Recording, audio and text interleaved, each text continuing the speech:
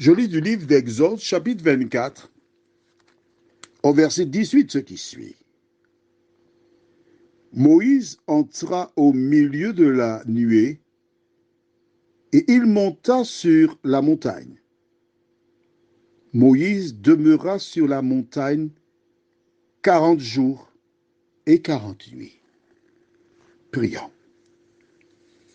Notre Seigneur et notre Dieu, nous venons vers toi à nouveau ce matin. Nous venons de découvrir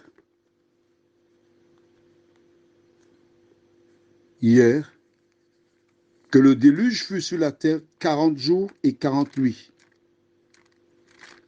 Les écluses des cieux s'ouvrirent et toute la terre fut recouverte d'eau. Ce matin, nous voyons une rencontre au sommet entre Dieu et Moïse. Que le Saint-Esprit nous éclaire une fois de plus, Seigneur, afin que nous comprenions la portée de ta parole, nous t'en prions, au nom de Jésus et pour ta gloire éternelle. Amen.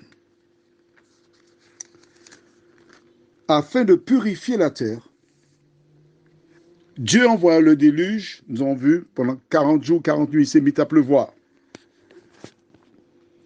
Tu imagines bien que 40 jours de pluie, la terre est gorgée d'eau, toute la végétation est détruite. C'est une purification totale de la terre pendant 40 jours. Mais aujourd'hui, nous voyons que Moïse, en sortant d'Égypte, puisque l'histoire de l'Exode se trouve dans le livre d'Exode, dans la Bible, deuxième livre de la Bible, Moïse a laissé l'Égypte. Ils ont traversé la mer Rouge à pied sec. Et ce récit se trouve dans le livre toujours d'Exode, chapitre 14. Mais pour continuer le pèlerinage et conduire le peuple de l'Égypte à Canaan, Moïse doit monter, recevoir les directives de Dieu. Alors, l'histoire du peuple d'Israël, c'est une illustration de l'histoire de la race humaine. Brièvement, je brosse le tableau. Au départ, Ève et Adam étaient libres. Au départ, le peuple d'Israël est arrivé en Égypte libre. Satan, par le péché, a rendu l'homme esclave. Un pharaon décida de mettre le peuple d'Israël, de faire d'eux des esclaves.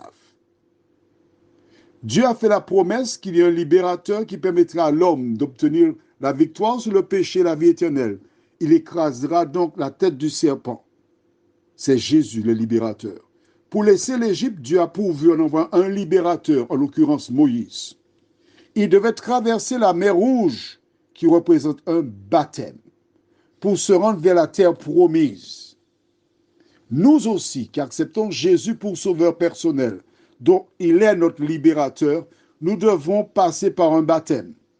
Nous aurons une période difficile d'épreuve, mais notre objectif final, c'est d'arriver sur une terre promise. Pour remplir cette mission, il est indispensable que Moïse monte recevoir les instructions de Dieu.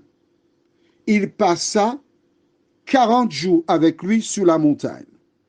40 jours pour qu'il soit équipé, prêt pour remplir la mission. Exactement 40 jours pour détruire la terre par le déluge. Moïse passa 40 jours.